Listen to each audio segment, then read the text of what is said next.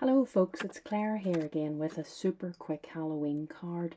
I'm using my new Halloween typographic stencil and the video it's only a 3-minute watch, and you could probably make this card in about 5 or 6 minutes if you have the stencil or even a similar stencil. Super fast, have a go. What's interesting about this card is stamping within the shape of the stencil itself. These letters are nice and broad. They've got really sort of chunky form to them, and that's the ideal place where you can go in and do a little bit of stamping. Leave the stencil in place, just leave it where it is, and take your ink pad and your pattern stamp.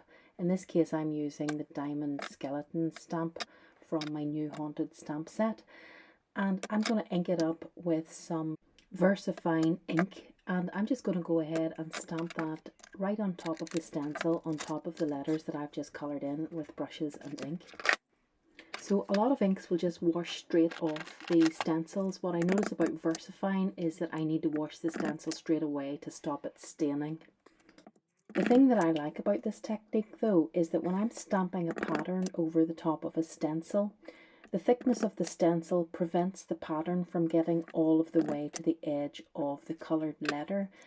With this particular stencil and this particular pattern, I think it comes out almost like old illuminated manuscript lettering. The black pattern doesn't get all the way to the edge of the coloured letter, and that just gives it a really nice antique quality.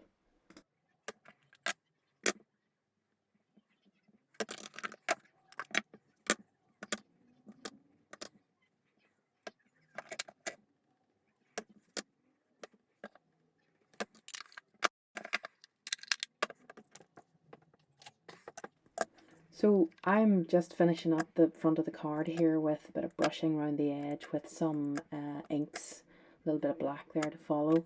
I'm going to add a little extra detail with some stars, little black stars from the Haunted Stamp set.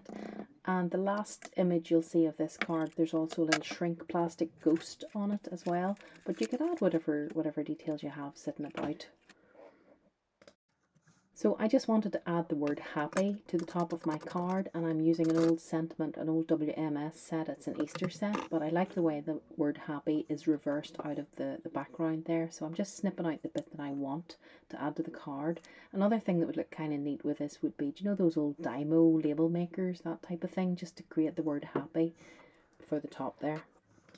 And that's it. Thanks for watching, folks. See you again.